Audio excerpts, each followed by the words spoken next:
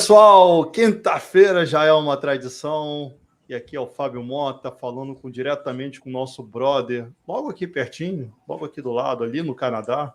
Fala, Mateuzinho, boa noite. Preparado para um super programa hoje? Boa noite, Fábio. Boa noite, galera. Tô animado porque quando a gente... Normalmente é sempre o Paul Page, né? Mas hoje é um fotógrafo e eu, aspirante a fotógrafo nas antigas. Então, é um cara do ramo, é um cara que manja muito.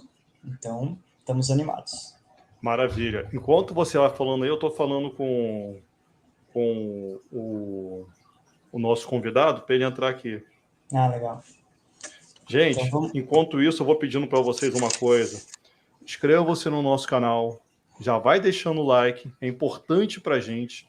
Já vai deixando aí o seu comentário, aperta o sininho de notificações e é muito importante esse suporte de vocês para com a gente, porque aí a gente consegue fazer um trabalho cada vez melhor, entendeu? Mas assim, é importante demais.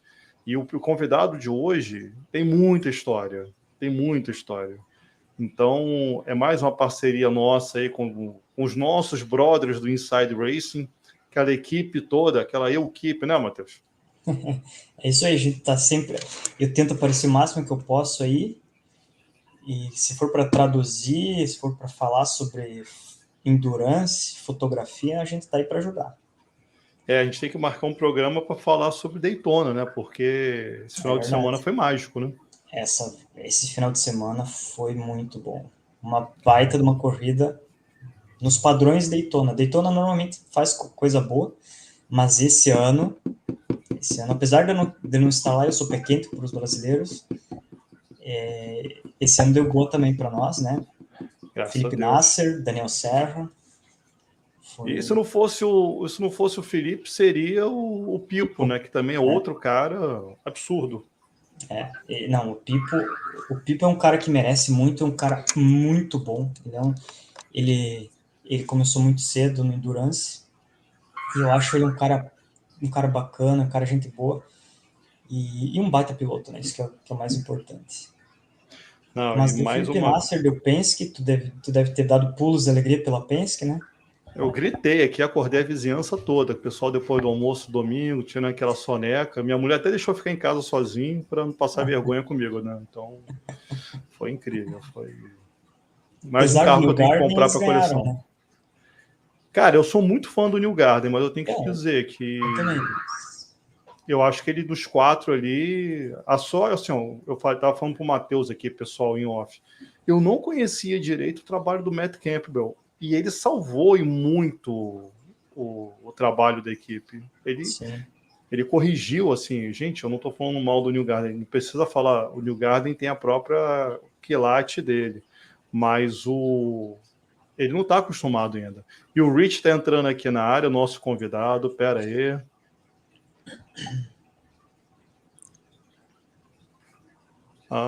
Ladies and gentlemen, Mr. Rich Zimmermann. How are you, Rich?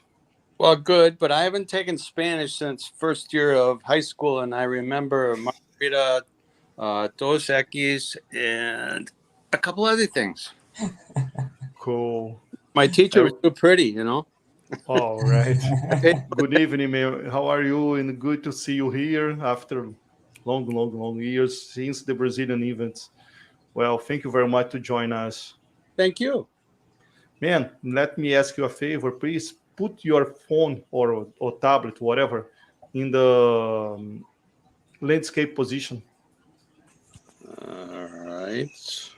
How do I do that? I'm talking to a photographer, and I don't know how to do it. So I've never seen this app. Pessoal, Rich, roll a second. Pessoal, eu vou rodar a abertura aqui agora, enquanto isso o Rich já está se preparando aí para a gente começar o programa. Bora para a abertura, porque hoje o programa é muito especial. Os senhoras e senhores, IndyCast Brasil 143 com Rich Zimmermann.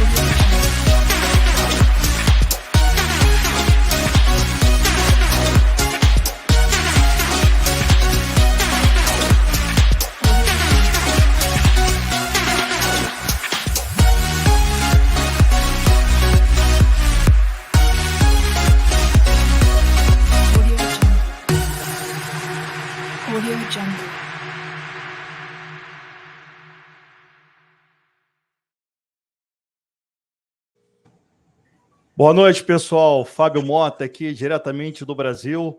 Matheus Longo, diretamente do Canadá. And our friend Rich Zimmermann from Milwaukee, right? Yeah, right by the Milwaukee Mile. Oh, West Allis? We were there yesterday taking a few photos, and it's looking better there at the Milwaukee Mile for the boys coming in end of August, August 31st and September 1st for 2 races. My birthday is August 30th. I'll be 70, so kind of excited for this. Oh, we are anxious for that, and now for your birthday as well. Rich, let me explain just a little bit. I'm going to Portuguese. Matheus will be translating for English for Portuguese and vice versa. And I will just ask you to speak a little breaks of the conversation, just to take Matheus' job more easily, okay? For sure. Pessoal, eu estava conversando aqui em off com o Rich, vocês já podem ver uma foto ali, acredito. This blue car, is it the Mr. Dan Sullivan behind you? Oh, yeah. I love this car. Is it a Galmor? Yeah. Amazing. I think so, yes. Yeah, 92. Gallus, yeah, the Gallus car. Cool. Pessoal, eu vou fazer aqui uma primeira pergunta, o Matheus já vai começar a apoiar o Rich aí. Matheus, pergunta para ele, dá uma boa noite, pergunta para ele, who's Mr. Rich Zimmermann? Quem é o Rich Zimmermann? Estou perguntando para ele. So, hi Rich, my name is Matheus, so I'll be your voice in Portuguese. So, nice to meet you, first of all, and thanks for being here. The first question that Fábio just asked in Portuguese is, who is Rich Zimmermann? Just recapitulate so our people in Brazil know you better. I photographed since I was 14. At 14 years old, I forced my father, who was a TV broadcaster, to take me to the Milwaukee Mile. Cool. Então, ele está dizendo que ele fotografa desde os 14 anos. O pai dele trabalhava na TV e ele forçou o pai dele a levar eles até para assistir a uma corrida no Milwaukee Mile. Eles moram, como ele falou no começo, não sei se a galera pegou aí, mas ele mora do lado da pista de Milwaukee. Ele estava domingo passado, fotografando a pista. So just go ahead. Sorry, Rich. Go ahead. 1968. Man, I had a Polaroid. So those were like the first pictures I took. Wow. My father did not want me to go. I had to force him. So here's my Polaroid picture of Bobby Unser that won the race. Whoa. Going right. The Polaroid still survived. Wow. Still with my bad handwriting on the back. If I can get it here. Ok. Nice. Então ele está falando que isso foi em 1968, que ele forçou o pai dele a levar eles para a corrida. O pai dele não queria e ele tinha uma Polaroid, e essa foto que ele acabou de mostrar foi a primeira foto que ele tirou na vida dele de automobilismo com a Polaroid, e a Polaroid sobreviveu até hoje. Ele deve ter cuidado muito bem dessa foto para ela ter sobrevivido até hoje. Maravilha. Com a letra, com o pequeno... Ele escreveu com a letra dele de criança. Cool. Nice. How old 14? Ele era 14, ele tinha 14 anos. 14 anos. I think Rich is out for a year. Desculpa, Rich voltou. Rich, yes, sir. Diz aí pra gente como é que assim, foi fazer da paixão a profissão. So, Fabio's question, Rich, is how was to translate or to transform your passion into a profession? I started photographing in, like I said, I was 14, so that'd be 1968, and I just love photography. I'm trying to get you guys in the right position here. It's right now, for us at least. Okay. And I really started with Jimmy Clark. He was my man. Wow. And Dan Gurney, of course. Oops. This sucks. Is that correct? Is that correct, Rich? Is that correct? Jim Clark was my man. And after I lost him, that, really sucked. But I was a huge fan of Jim Clark. I used to have a blackboard in my basement and watch the Indy 500 on TV and would keep a chalkboard thing of who's where and what. And Jimmy Clark was my man. And, the turbines, the Lotus turbines were cool too. But Jimmy Clark's rear engine Lotus, that's the car. I mean, I have two cars in my life, a Jaguar XKE to own, the 12-cylinder, and Jimmy Clark's Lotus IndyCar. Nice. Wonderful. Então, ele tá falando que ele começou com o Jimmy Clark, era o cara dele, era o cara que ele idolatrava. Ele começou a seguir o Jimmy Clark e o Dan Gurney. E no começo ele assistia as 500 milhas no porão da casa dele, ele assistia as 500 milhas na TV, ele tinha um quadro negro onde ele ia anotando as posições, quem estava onde, cada volta, a posição de cada piloto, e ele continuou reiterando que o Jim Clark era o ídolo dele. O sonho dele era ter o carro do Jim Clark, que era carro com um Lotus com motor traseiro, apesar de, na época, nesse mesmo ano, ter aquelas Lotus com a turbina, com motor, com aquela turbina, e é o sonho da vida dele, ter esse Lotus e o Jaguar 12 cilindros XKE, se não me engano. Nice, Wonderful. nice. The 12-cylinder. 12 cilindros, yeah, 12 cilindros, yeah. 12. But they were nice. Yeah. Devia andar pouco, né, Matheus? Aham. Devia andar pouquinho. Ô, Rich, eu tava falando aqui pro Matheus, esse pequeno motorzinho da Lotus, do pequeno Jim Clark, isso é uma piada, obviamente, devia causar emoções em quem estava ali por perto, certo?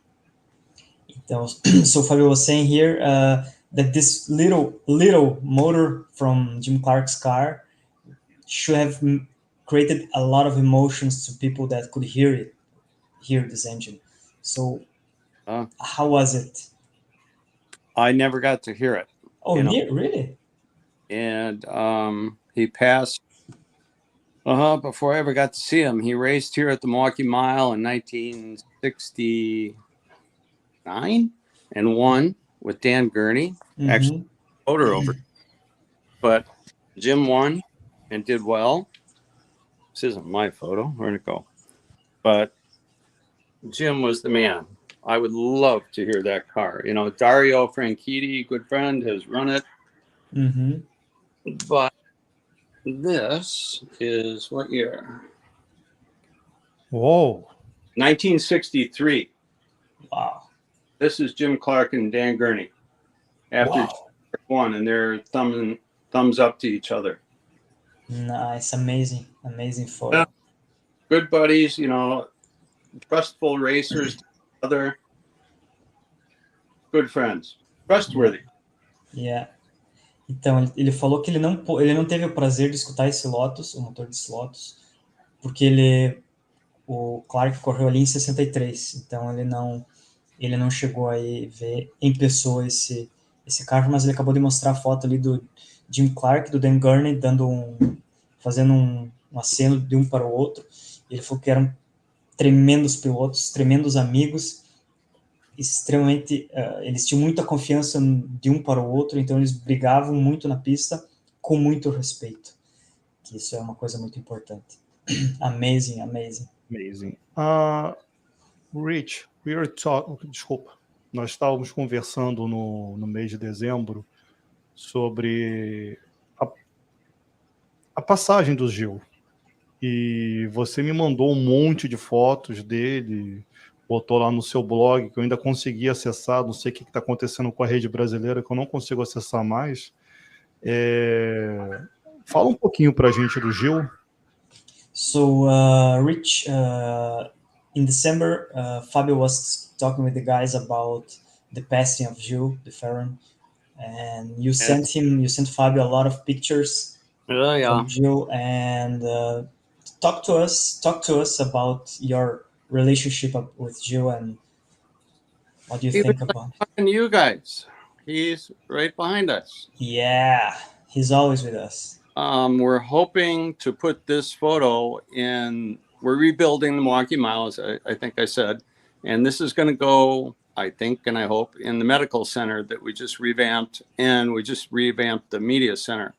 But you know, Gil was he was the nicest guy. He's like Scott Dixon talking to your buddy. Uhum. Cool. Nice. Então, ele tá falando que essa foto aí do Gil, ele quer colocar essa foto lá no Medical Center, no centro médico de Milwaukee, está sendo reconstruído. Ele falou que o Gil é o Gil é um cara muito gente boa, do nível do Scott Dixon, assim. O Gil, para que a gente perdeu o Gil há pouco tempo, mas assim, tem hora que eu falo com a minha esposa, eu não acredito que ele morreu. Tem hora que eu acho que assim, é tão recente, tem hora que eu não... I don't believe that when we noticed that Gil passed, I talked to my wife to try to be an unbelievable moment that sometime he will appear. Let's go, guys. I have to run. I have to race. So there is no words. No words. It gave me chills. I couldn't believe it. And I had lost 3 other people to cardiac arrest in like the past 2 weeks during that. And I was like, what the heck? But, you know, Gil came in and came into pit lane, had cardiac arrest, and adios at 56. Just terrible. But, you know, if you got to go, that's the way to go. You're in a race car, you're having fun, that's the way to go. Yeah. Então ele falou o seguinte, que ele teve arrepios quando ficou sabendo da notícia. Foi uma semana complicada pessoalmente para ele, porque ele perdeu outros 2 amigos, foi um total de 3 amigos no período de 2 semanas ali, antes e depois da notícia do Gil. Então foi algo complicado para ele. Mas ele falou assim, esse é o jeito de ir dentro de um carro de corrida, que é o que o Gil estava fazendo. Ele pediu para parar o carro nos pits, mas ele estava no carro de corrida, então ele falou, esse é o jeito de ir, esse é o jeito bom de ir. Tem uma coisa, Rich, não é um orgulho para nós, não é, mas nós aqui no Brasil demos em primeira mão essa notícia. Eu demorei a dar essa notícia, eu quis pegar umas 5, 6 confirmações de pessoas que eu conhecia, que eu respeitava, que eu respeito, que eu conheço, e todos foram unânimes. Pode dar que vai ser anunciado pela família, mas vocês vão ser os primeiros no Brasil. Seria um motivo de honra para nós, mas ao mesmo tempo eu adoraria dizer desculpa pela notícia errada. So Fabio was saying, Rich, that it's not something to brag about, but IndyCast Brasil was the first ones to give the news in Brazil about what happened. After Fabio got confirmation from trustworthy parties related to the family, and it's not something to brag about, but it was the kind of news that we would be happy to say sorry, we were mistaken and it didn't happen. But Indeed. Yeah, it's, you know, I have so many Brazilian, you know, after Jim Clark and Dan Gurney, I got into Senna and so many Brazilian guys. Emo is a friend and guy, and actually my hat is Fittipaldi Dingman from Tiago Monteiro days. But Emerson was like my guy. And let's see, is he right here? Cool. 1990. Yeah. But, you know, Emerson, I think, and Senna made Brazil go crazy with racers. And we got Helio and Tony Kanaan and, oh gosh, how many more? People, as I look on my floor, I got a bunch of photos for you guys.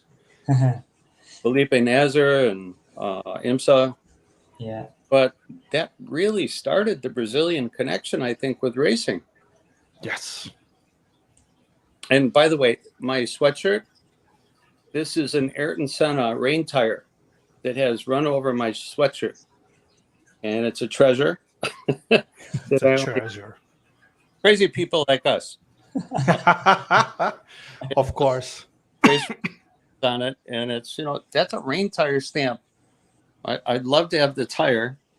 I have a Bridgestone tire up on top of my refrigerator from the Cristiano D'Amata thing I think I told you about. It was a charity thing and got everybody's signatures on it. Nice. Let's go.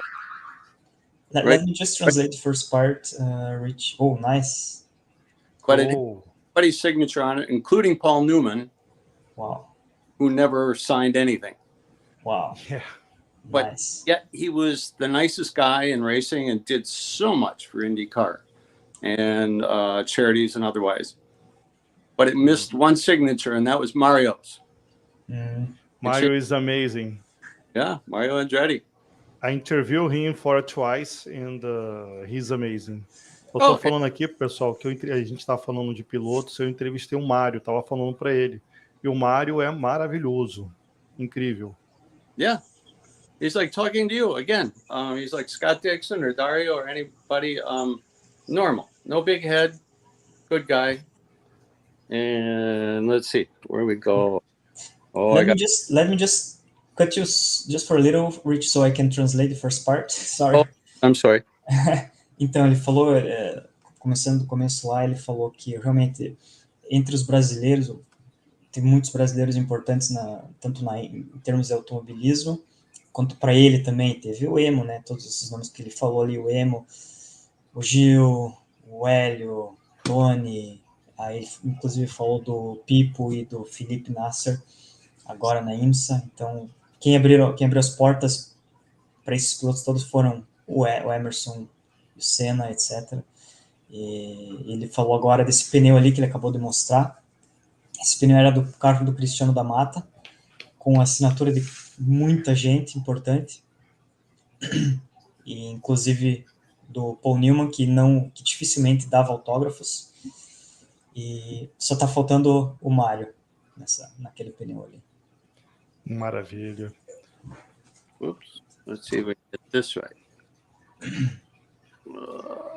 Oops. Pardon me. I love this photo. I love this photo. Office. And, Paul Newman, Mario, Jim McGee, great engineer. And I've learned the guy that's got the back of his head to us is Dan Behan. And he was, wrong name. But he was like the head of Newman Haas Racing for the drivers. Mm-hmm. Doug Hansen. Doug Hansen. Too many names in my head. But for Newman, taking care of the drivers, sponsorship, he got Kmart in there and did a lot. But I sent him one of these, and Mario signed this, and Paul actually signed it. But it's in Mario's office, which is, I feel very honored for that. Mm-hmm. Ele falou que o rapaz, a pessoa que está ali com a cabeça virada, que não está olhando para a foto, era o cara responsável pelos pilotos da Newman Haas, patrocínios, tudo. Foi ele cara que trouxe a Kmart para Newman Haas. E ele disse no final que aquela foto está no escritório do Mário com a assinatura do Paul Newman. Ele se sente muito honrado por isso. Eu tenho, antes de eu partir para o chat, que eu tenho algumas perguntas aqui dos amigos, já vão metendo pergunta, pessoal. Eu vou perguntar para ele em inglês, que ele mencionou para mim o melhor engenheiro da história da Indy, Jim McGee. Rich, you mentioned Jim McGee. For me, he's the top one. Oh, yeah. The top of the tops. For me, he's a little number one. How about Jim McGee in a weekend race, normal weekend race, involving with you guys? Is it cool to involve him? It's nice to talk to him. Mm-hmm. No, I started actually with rock and roll. And well, beginning, of course, was racing, but photography wise, I was senior year of high school, got into it more and got into rock and roll because of a family move. And I was shooting for Columbia Records PR. And it made me become a music photographer until this day for many, many years, and great friends, Jeff Beck and others. But it made you respect how to shoot. Get out of the way. Don't bother the performer, the racer.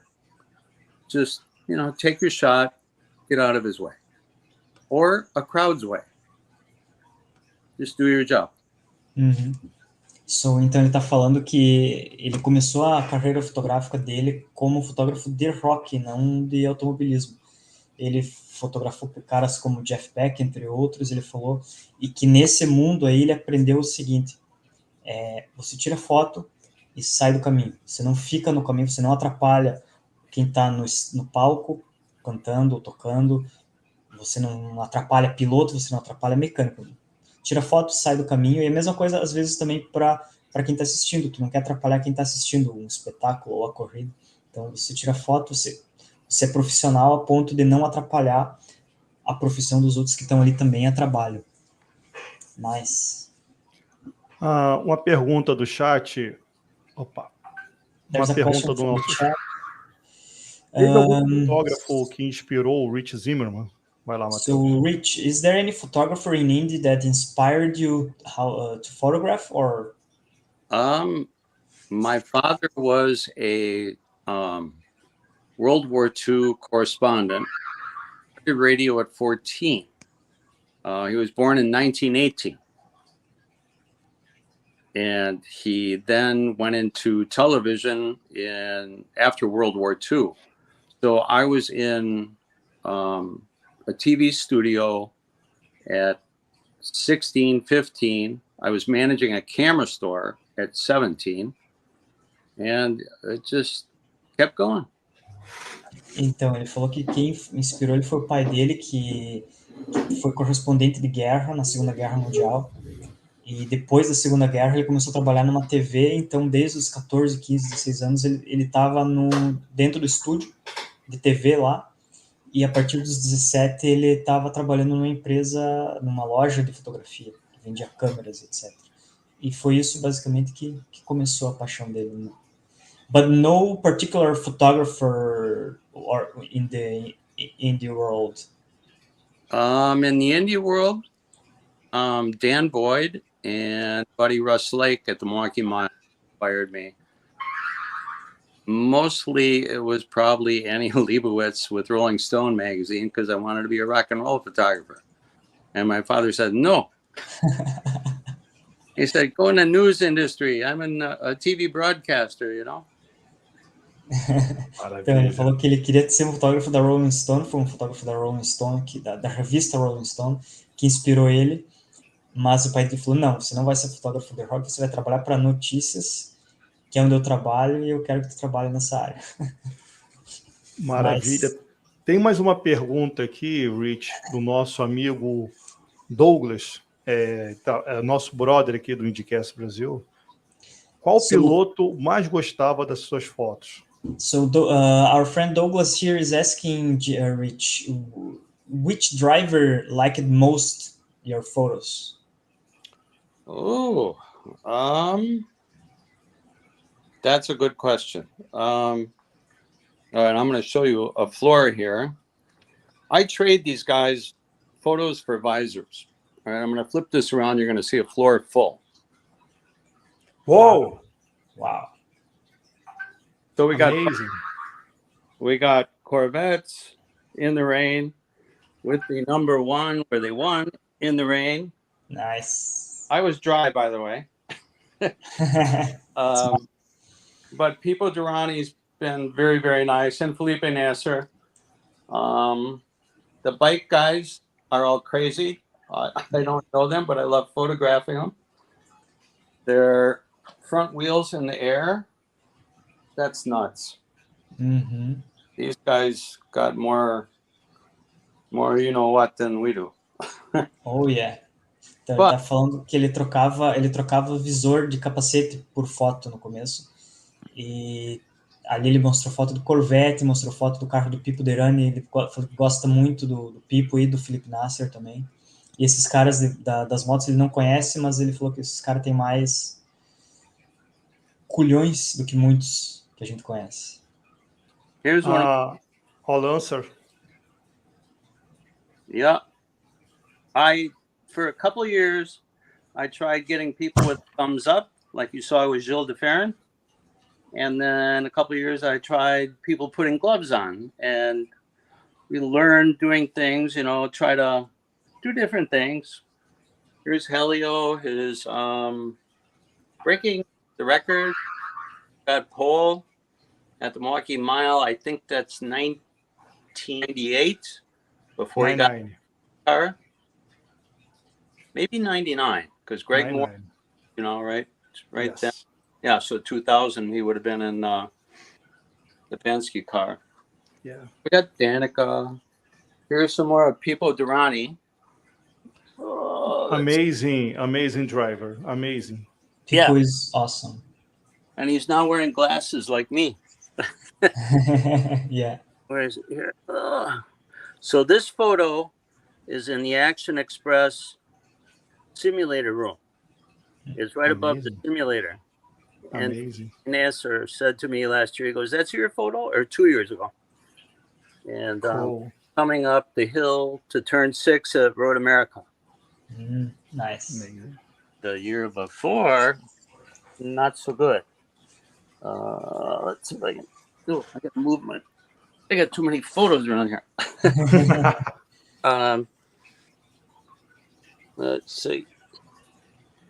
That one. So this made it all over the world. Broke the nose. It rained like crazy. Yeah, I remember that. To turn 5 at Road America. And at turn 3, we could see the rain coming. And I got undercover, and it's getting red flagged because people had an accident and several other people, and he was done. But I now know the guy with the red flag, and he's a best buddy, course marshal. Nice. Okay. Nice. Então ele tá falando que aí foi 2 anos atrás essa foto aí, lá em Road America. Choveu, deu um dilúvio. Ele via a chuva chegando da curva 3 e deu a bandeira vermelha, deu esse acidente aí com o Pipo. E ele ficou o melhor amigo desse cara da bandeirinha ali. O Rich, tem uma pergunta aqui em português, o Matheus vai traduzir. Esse rapaz que está falando aqui é um amigo nosso, é um excelente fotógrafo no Brasil. Acredito que você seja uma das inspirações dele também. Ele está perguntando os maiores sustos que você passou fotografando. So, Rich, our friend Everton, who is also a very good photographer, motorsport photographer in Brazil. Põe de novo a pergunta ali, por favor. So, his question is, which were your greatest, your biggest scares that you had while photographing? Yeah, got a couple. That's Colton Herta, by the way, lighten up the brakes at turn 5 at Road America. Yeah, nice. Colton Herta. Marco Andretti. Wow. I was in pit lane at Road America and doing my thing, staying out of the way, and he comes in, does a little stop, changes tires, and then just frickin' lights him. And 2 security IndyCar guys came up to me and like, "You got to go." But Marco almost took me out.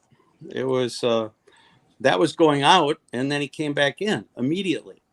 Wow. Just, you know, got to do your job. I get that, and I stay out of the way, and I was fine. And all these people were getting a little crazy. Let me just translate the first part. Então, ele falou que foi Marco Andretti no pit, ele estava fotografando no pit em Road America. O Marco veio para o pit stop parou, de boa, quando foi sair, saiu queimando tudo que podia, e aí aconteceu, mas eu não consegui entender porque ele falou que aconteceu. Can you explain what happened, Rich? It was actually at Milwaukee. Milwaukee, sorry.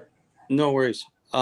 He just came in for a pit stop, and he I don't know if he had a penalty. I don't remember, but he just lit it up and was gone. And his back tires, of course, get them warm, and stuff was flying. It didn't take out a lens or anything or me, but a lot of stuff was flying.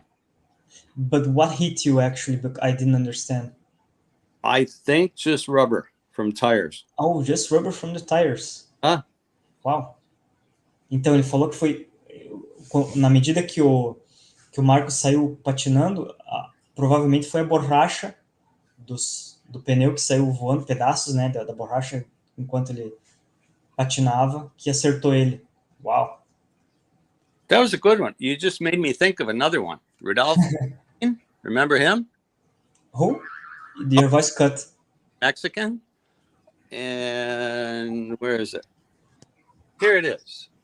That piece of wing hit me. Oh, I can see it for you. There's the photo of it. And then here's the piece of wing that flew right next to me. I mean, right over my head. Wow. And, it's carbon fiber. But he went in tires after turn 5 at Road America. And actually, there's the car. Oh, probably bad light. Photographer, I want to give you good light. So just repeat the name, because for me at least your voice cut while you said the name of the driver. Yeah, Levine, Rodolfo Levine. Ah, okay. What year? 2003. 2003. Em Road America. Na curva 5 do Road America.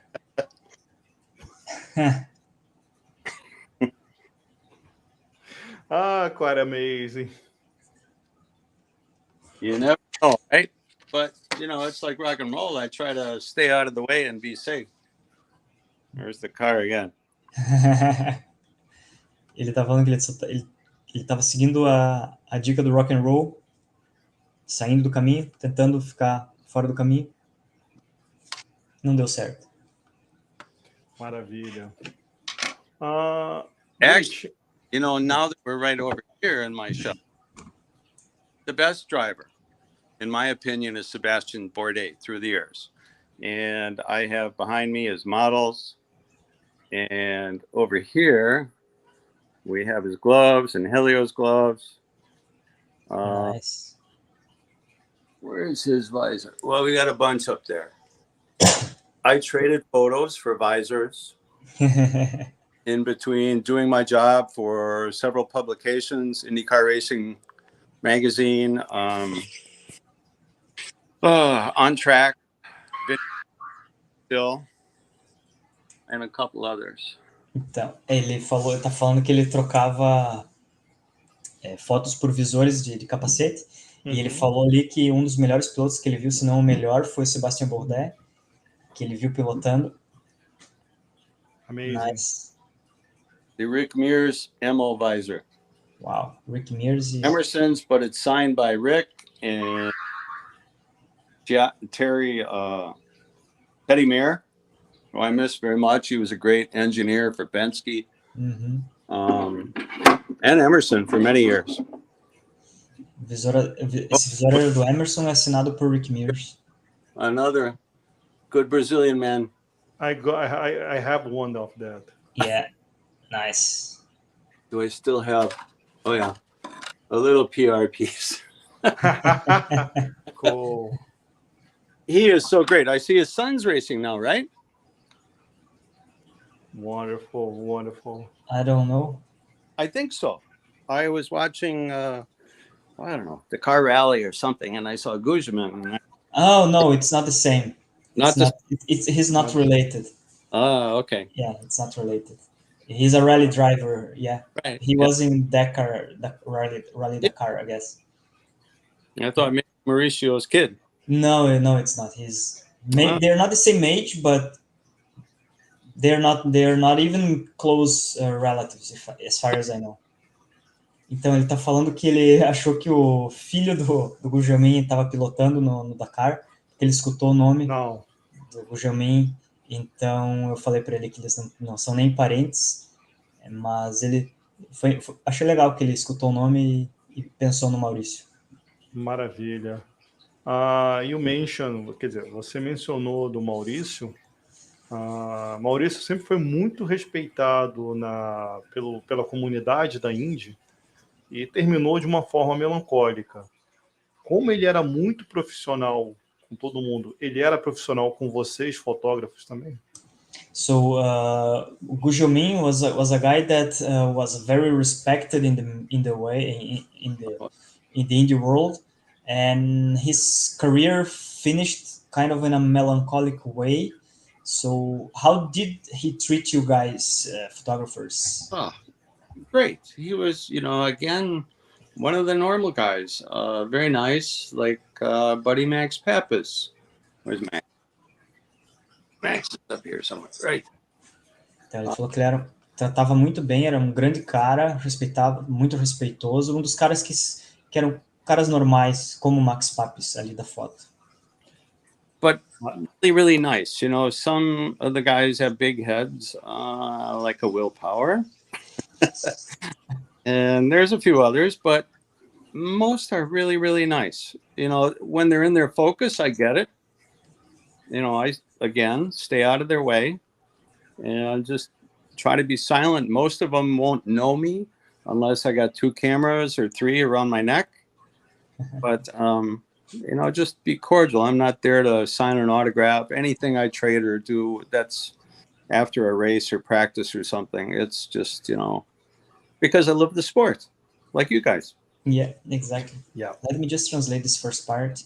Então ele falou que realmente o Maurício é um cara muito gente boa, muito legal, ao contrário de algumas pessoas que ele chamou com cabeça grande. Achei interessante o termo que ele usou, tipo Willpower, foi interessante que ele nomeou o Will, e ainda tem outros exemplos, mas ele não quis nomear. Mas ele estava ali, ele tá lá para fazer o trabalho dele, ele respeita quando o piloto tá naquela zona de foco, tipo antes de treino, antes de corrida. Ele não se intromete nesse caminho, nessa hora. Ele só vai lá, tira foto, entra quieto, sai calado. E, como ele falou, ele se sentiria da mesma forma se ele tivesse com 3, 4 câmeras em volta dele. Então, é esse o jeito de trabalhar dele, sem atrapalhar os pilotos, como ele já falou. E você falou, Rich, de fotos. Tem mais uma pergunta do nosso amigo Anderson. Ele está fazendo uma pergunta muito interessante. A gente está babando aqui com as suas fotos. A gente está apaixonado. Mas assim, o que a gente queria saber de você e a pergunta dele. Aquela que você considera mais icônica das suas fotos.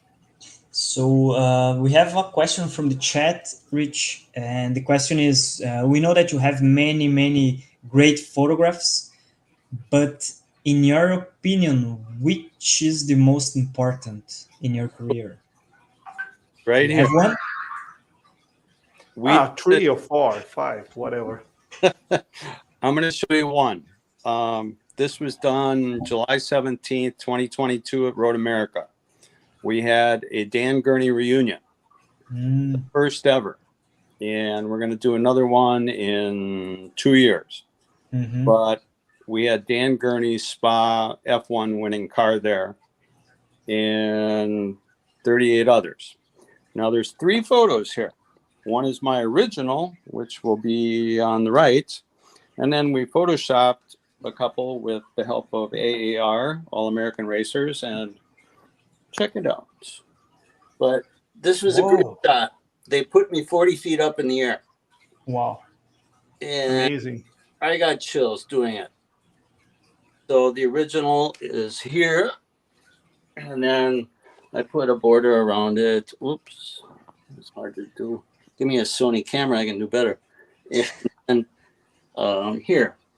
But Road America, amazing. We go back to the first one. You see all the oil on the track, on the pit lane?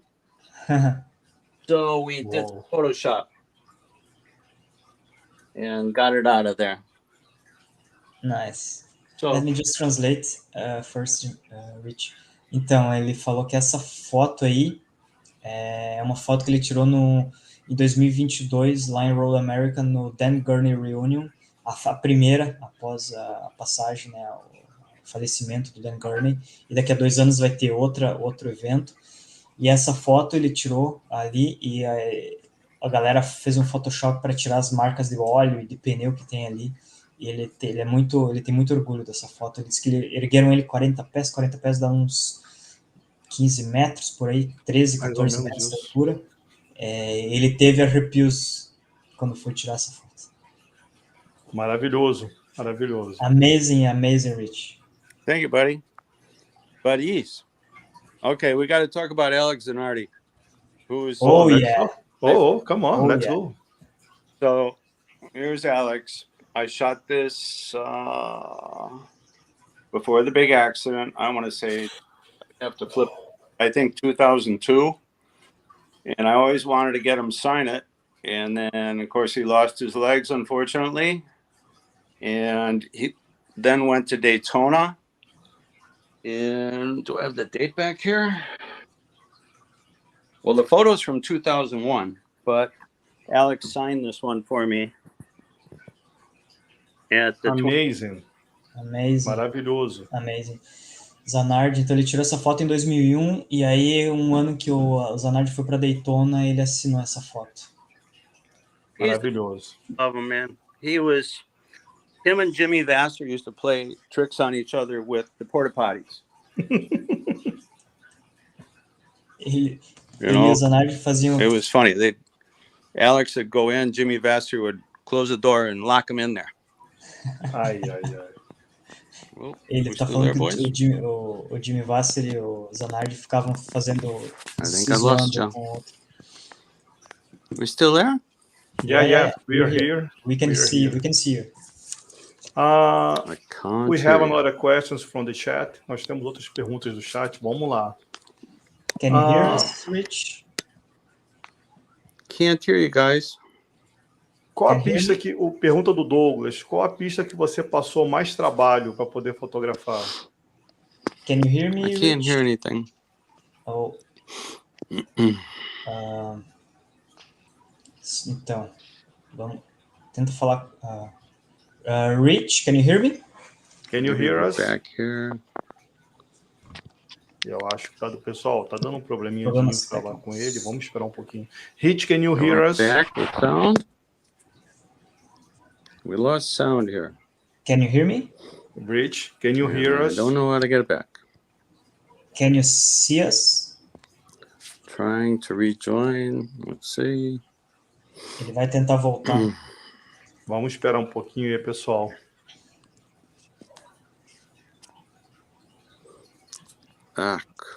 Cripes. I think we're gone, boys. Quem sabe faz ao vivo. É assim mesmo. Hey, Rich, can you hear us? Eu acho que não.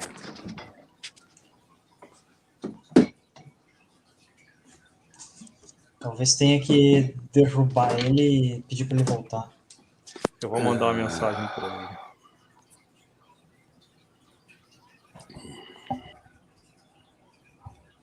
Vai falando aí, Matheus, por favor. Então, bom, Zanardi, né? Eu sou meio suspeito para falar do Zanardi. Eu fotografei ele lá em Curitiba, quando ele estava pilotando pelo Mundial de Turismo. O cara é um ícone. E detalhe, né? É um cavaleiro, né? Sim, então, ele é um ícone pelo que ele fez mais fora da pista do que na pista. Apesar de ter sido um baita de um piloto, mas o jeito como ele tratava as pessoas... Hey, Rich, can you hear us? The wonders of the internet, right? Yeah, we can hear and see you. We have a question from the chat for you. Sure. Nós temos uma pergunta do chat, nosso amigo Douglas. Our friend Douglas is asking in which track was the most handful to work to be able to photograph. Do you have? Road America for sure. Oh, why? Well, especially now because times are limited more and more. Road America is a 4.1 mile track. Yeah. So you get a 30-minute session. Oh.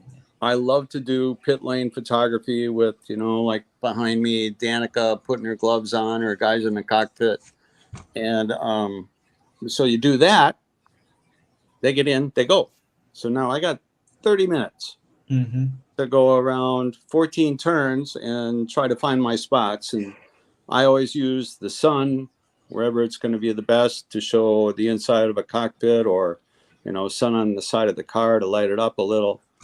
So I've been shooting up there for too many years. And you just learn. I start in the morning at Canada Corner, which is down in the valley there, and it gets the morning sun. And you really, really have to judge Road America by the sun and the weather. I've seen it, crazy rain. You got to watch it come down a straight. Figure it out. Yeah. Let me translate the first part. Sorry, Rich. Então, ele tá falando que realmente foi Road America, como vocês devem ter percebido, porque é uma pista muito grande, são mais de 6 quilômetros, pelo que eu me lembro, ou quase 6, e agora as sessões da Indy são de 30 minutos, então ele é um cara que gosta de fotografar pit lane, então ele tem uma sessão que ele faz pit lane para pegar os pilotos e tudo mais, e ele é um cara que, como ele é um fotógrafo que sabe como fotografar do jeito certo, ele segue o sol para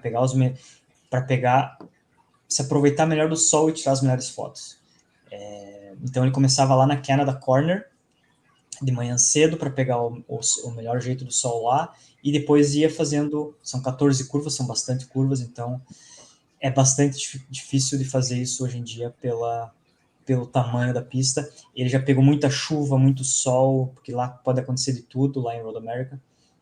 So go ahead, continue, Rich. Sorry to cut you. No worries. Sorry, I was going long. I have a... We get on Canada Corner, I got to interrupt and show you this. Okay, I started photographing up there in high school, senior year, 1972.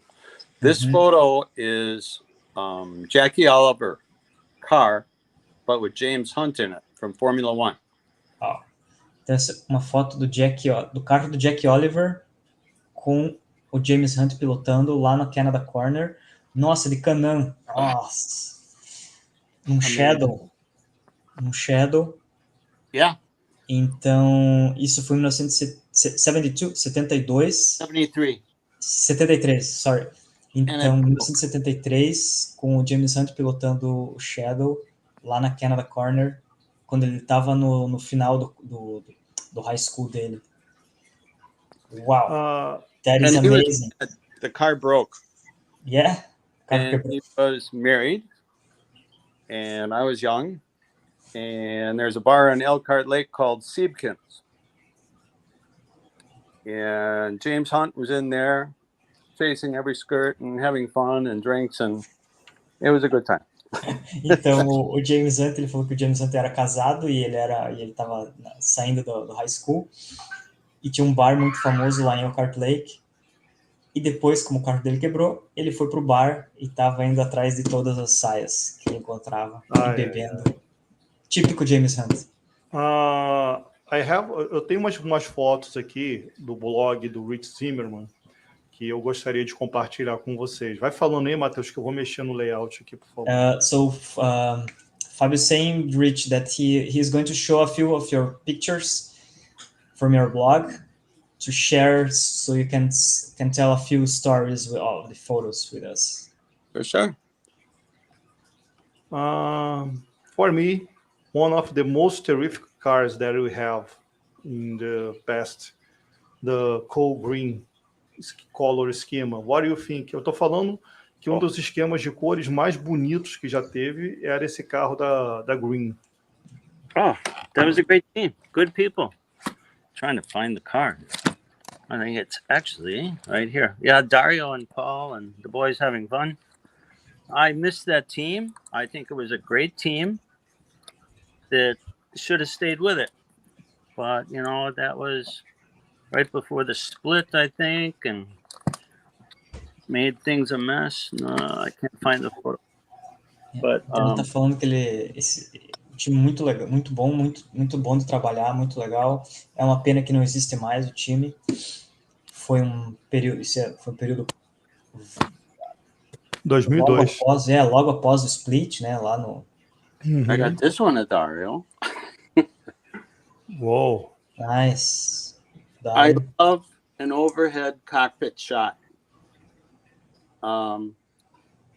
I think I was the first one to do it. I really do. A lot of people started doing them later, but I kind of did it a lot. Ele falou que ele adora foto de cima do cockpit. Ele foi um dos primeiros, se não o primeiro a fazer isso, e logo depois que ele fez, as pessoas começaram a fazer também. He's one. Helio and Marco.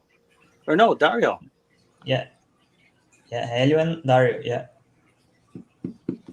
Amazing. You can see their office, you know, what they're doing. Uh-huh. Yeah, exactly. It's that. We see a race car go by, and you don't know what those guys are doing there. They got a million things going on. Yeah, ele tá falando que esse é o escritório dos pilotos. Eles fazem 1 milhão de coisas lá dentro e as pessoas não conseguem ter noção do que eles fazem lá. Acha que é só virar para direita ou esquerda. É. Joseph?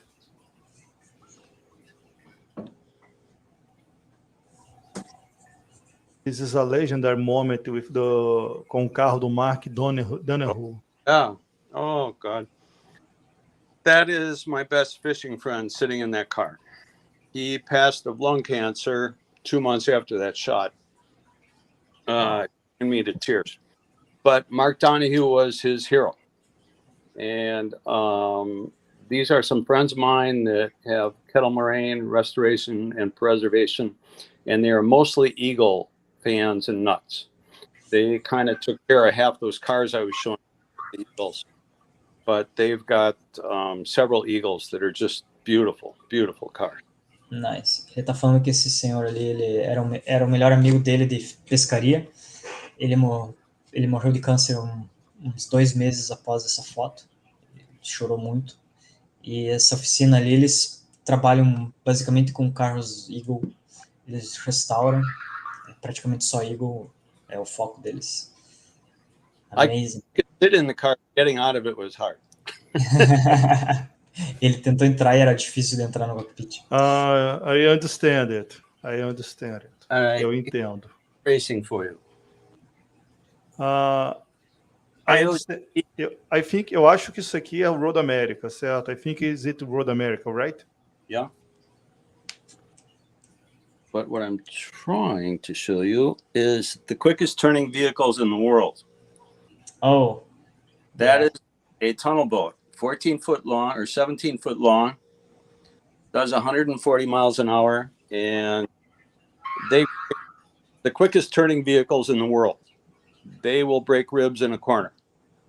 That's 1990, and I worked with the IOGP, International Outboard Grand Prix, and did a few from a helicopter. But these guys, we think the motorcycle guys are crazy. No, these guys are really crazy. Yeah. Ele tá falando que esses barcos, essas lanchas ali, são os veículos que viram que tem maior velocidade de curva no mundo. Eles quebram costelas por causa da força G que o cidadão sofre lateralmente. Esses caras eram muito loucos. Se a gente pensa que piloto de moto é louco, esses caras são loucos. Ele fazia fotografia de helicóptero e tudo mais também. That is amazing. They don't race them so much anymore. They're coming back, which is cool. Mm-hmm. So look at the wall back here. Whoa. Show it to you. So this is the man cave race room. When I'm bad, I go back here. So one side visors and gloves. We got Dario's, Mario, a bunch of other people, and over there a bunch more. But over there on the couch is my rock and roll world. Nice. Amazing. Metallica, Who else we got? Frank Zappa, the Byrds, the Rolling Stones in 1972 when I was a tour photographer. Uau. But you got to see that photo. I know this is racing, but this was cool. Come Ele tá on. falando que a gente tem que ver essa foto. So the lighting, they shot those lights up to a mirror from behind the stage. Aham. And then the mirrors would shoot the light back down to the stage. It's 1972 Rolling Stones in Minneapolis.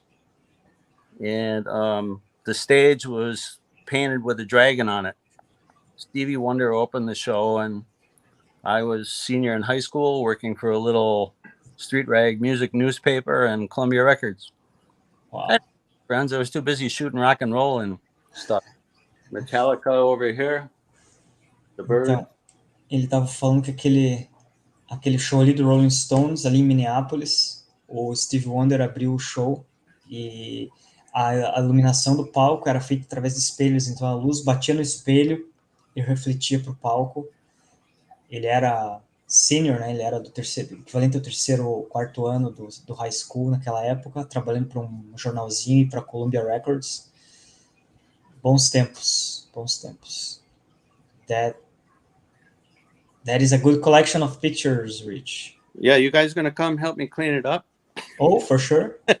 I can We are go. going. Just call. So this is camera number 1 at 14 years old. Ó, essa é a primeira câmera dele. Whoa. And it's kind of cool. It did some of the rock and roll, but the coolest thing is the flash, folded up. What brand is it? A Petrie. Petrie. Nice. Is it work? Yes, of course. Oh. And then Perguntei se ainda funciona, pessoal. this is what we got now. The Sony. Wow. I switched to Sony after 50 years of Nikon. Oh, I'm Mostly sorry. because of better and low light rock and roll. Oh, really? Nikon was behind. Sony makes the sensors for everybody. Canon, Nikon. They're all made in Tel Aviv. Oh, But Sony keeps, I think, the good ones for them. And for me, I just finished 2 years ago, 52 years of Summerfest, the world's biggest rock and roll festival here in Milwaukee. So I did that for 52 years, and low light with film was a problem. Digital came out, it got a little better and a little better. Now it's awesome. yeah. Just Então, takes money.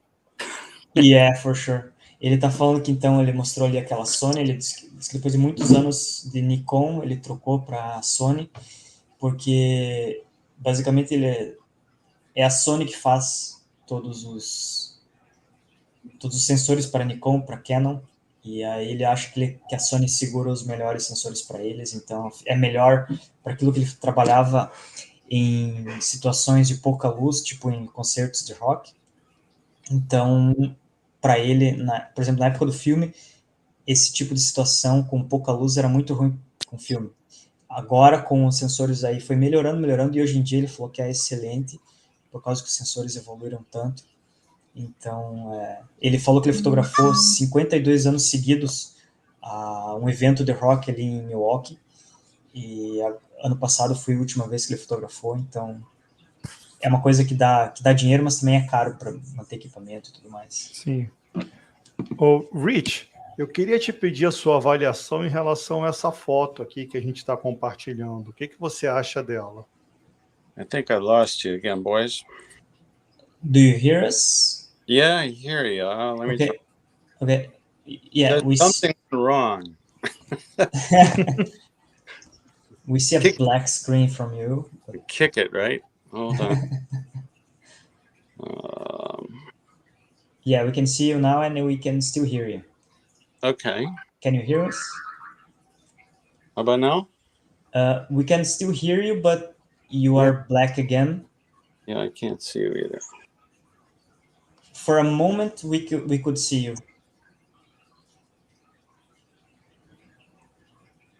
Yeah, we can see you. Okay. Can you hear us? But this is my closet. Uau!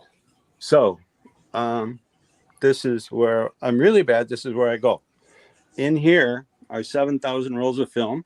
Uau, 7.000 rolos de filme.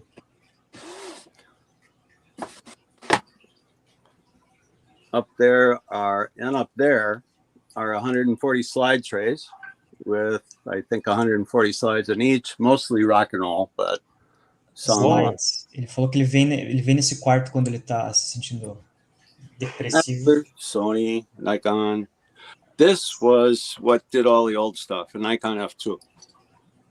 Nikon F2. Isso aí ele fazia o trabalho antigo dele. Wonderful. Amazing. Eu queria te pedir um favor, Rick. Eu preciso da sua avaliação para uma foto.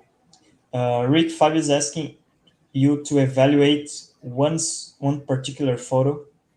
Oh, I'm right there. Can you see this? Yeah. That is Jeff Beck. Oh, nice. My first photograph, Jeff Beck, who was with the Yardbirds in 1972, and we became friends because he's a car guy. Nice. He almost welded off one of his fingers because he's from England, was in the Yardbirds and then the Jeff Beck group, but he's a car nut, like American graffiti cars.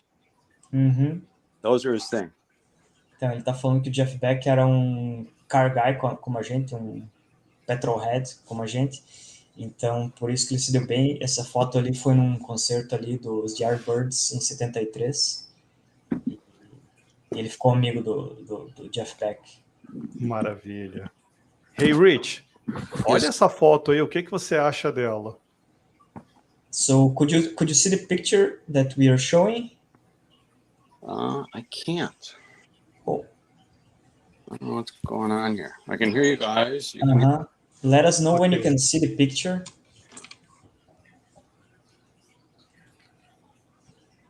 Join studio. Hi again.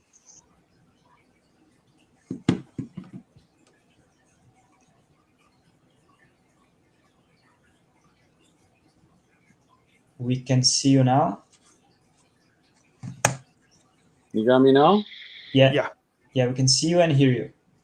We're going on Jeff Beck. This is his book. I'm in bad light here. It's called Jeff Beck 01. That's a license plate. Yeah.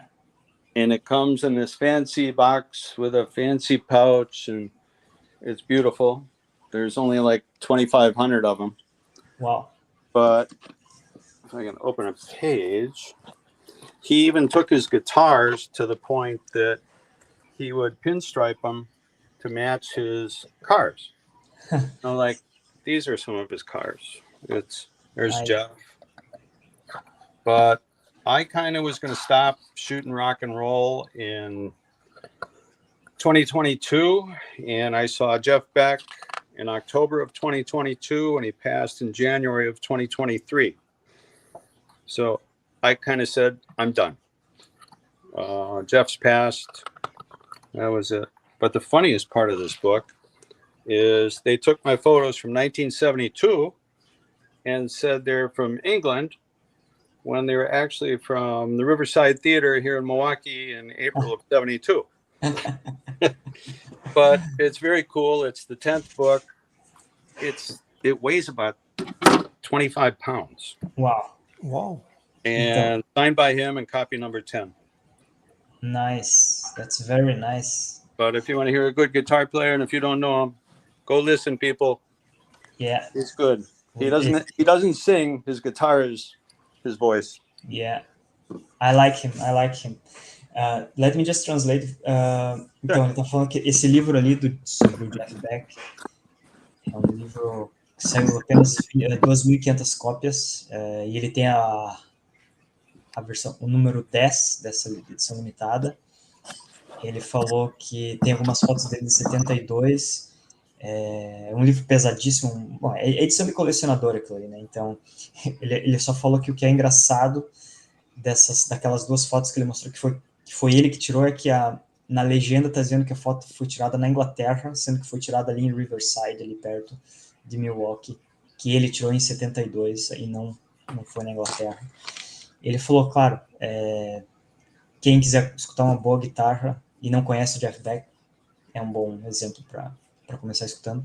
E o Jeff Beck, ele fazia um match, ele fazia os carros dele a mesma pintura das guitarras. Ele falou, foi uma curiosidade que ele falou no começo. Wonderful. Nice, nice. I got to show you my new acquisition. Really? I traded Zach Brown some of the photos you saw on the ground are 5 foot by 24 inches. Mm-hmm. And I gave him a couple of the Aero McLaren guys 2 years ago. And I said, all I want is $500, nothing, or a pair of Lando Norris gloves. These came in the mail about a week ago. Oh. Unfortunately, they're not signed. Oh. Yeah, I got a guy working on that. So, and they fit me too. So I might ride them on the lawnmower. Yeah, you can use it. Yeah. Then they're broken in and used, and I could say Lando drove them, but LN 1023. Size are they? But they are the same size as Pipo Durrani. So he's got nice little hands. Cool. The biggest gloves I have in this room are, bless his heart, Justin Wilson. Oh, yeah, because he was a big guy, a tall guy. Yeah, tall guy, big hands. Yeah. And again, a really, really nice guy. Yeah. I like the nice guys, not the sassy ones. Yeah. Ele tá falando... Let me just translate. Ele tá falando que ele fez uma troca com o Zac Brown, da McLaren, alguns anos atrás, que ele deu umas fotos de alguns McLarens em um evento. Ele não queria dinheiro, ele só queria luvas do Lando Norris, que chegou ali semana passada pelo correio. É uma pena que não estão assinadas. Ele falou que serviram nele as luvas, e é do mesmo tamanho das mãos do Pipo Derani, piloto pequeno e tal. Ele falou também que as maiores luvas que ele viu eram do Justin Wilson, porque é um cara alto, né, como a gente brincou.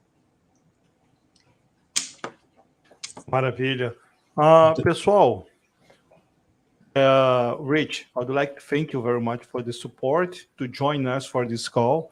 I have to say that we will no longer be the only time that you join us. It's only the first time.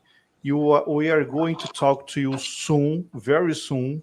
And I want to thank you very much for your attention with me, and for the friendship that we have made over the years by Facebook and Instagram as well. So thank you very much. I hope you have a great time, a great recovery, you and wife, and count of us. We are praying for you guys. Thank you very much. Thank you so much. And check out richzimmermann.com. 2 M's, 2 N's, and it's all there in the racing category or rock category. Okay, thank you very much. Bye, Matosinho. Thank you, Rich. It was a pleasure talking to you. Thank you very much for your stories and sharing your pictures and all the stuff. Thank you very much. Adios, man. Adios. Valeu, pessoal. Fiquem ligados. Até a próxima programação do IndyCast Brasil. Um abraço, pessoal. Vamos para o encerramento.